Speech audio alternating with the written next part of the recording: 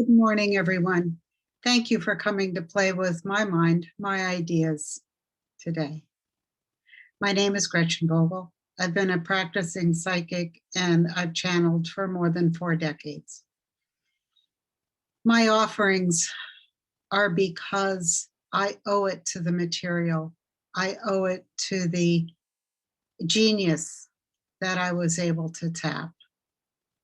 And today I want to speak about the power of the human heart. Now, this comes from a meditation that I did in March of 2021. Dolores Cannon took me beyond the human species consciousness pool out into universe, space, the nothingness of the galaxy. She said she had arranged a special teacher for me. She said, you might be too frightened to do this on your own because it's outside of the Earth spheres. She will wait in the wings. This will be perfectly safe, and she will make sure that I return. The visualization that I had in this meditation was of a temple and a form which represents this information. I perceived a being that is taking a form that I would be familiar with. So this form is now in monk's robes and has sort of a face, but it's more like a mask than a face. And there is no movement to this form. I feel as if I'm surrounded by a monastery, plain stone walls and floor, and I feel as if I'm sitting on cushions.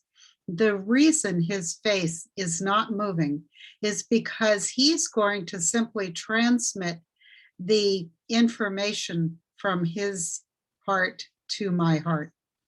I express how deeply humbled I am by this opportunity. And now the information begins. The power of the human heart carries the power of the universe, because the power of the universe is love. You can think of the heart as our escape hatch for the universal energy of love that we all carry within, that all beings carry within them. The emotions are where love overflows in our body. And yes, faith, as you suspected, is a derivative of love, but so is every positive emotion a derivative of love. Every act of kindness, every act of patience and concern, every act of sending energy to another through prayer, and every smile to a stranger. Every act of kindness to ourselves is also love. Adequate rest, cleanliness, good nutrition, every act of basic self-care is a derivative of the universal love, heart energy. Every moment of joy, every moment of happiness and peace is also a derivative of the heart energy of love. All the other species on Earth love themselves. They too are connected to this universal source of love. They don't argue with it. They don't reject it.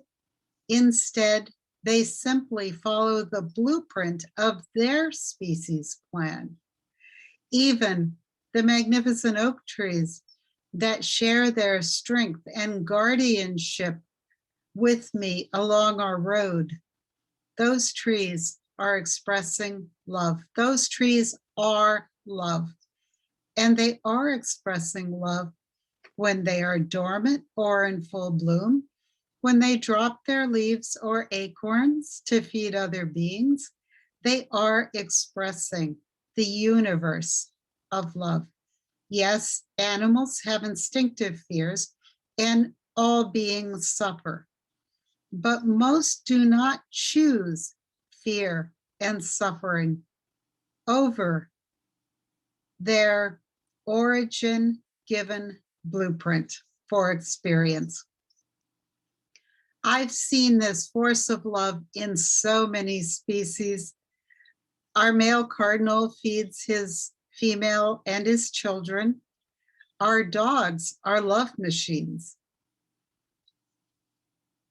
Most people experience this if they have dogs. And this is an experience of love. Of course, they're helped and aided by our love and care to experience nothing but joy. But the heart energy of love is the universal energy of creation.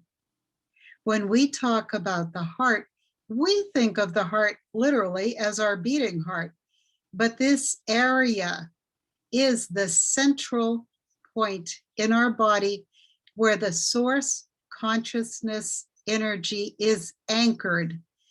Most people associate our consciousness with the brain, so they are using the heart energy as an energy that is located throughout the body or energetic ecology of our body.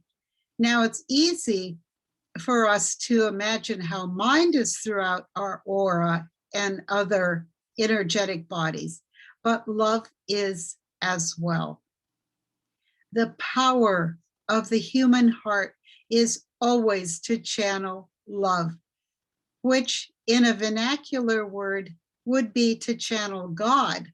But the energetic word for the universal force is not God.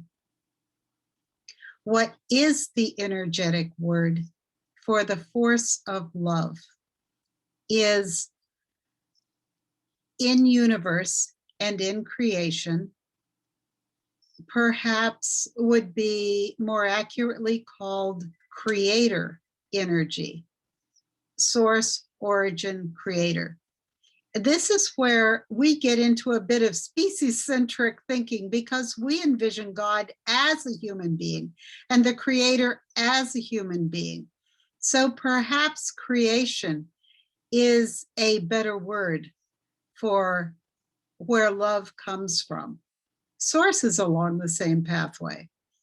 You know, perhaps different languages have a more energetically correct, like I was just thinking, the Native Americans called this the Great Spirit.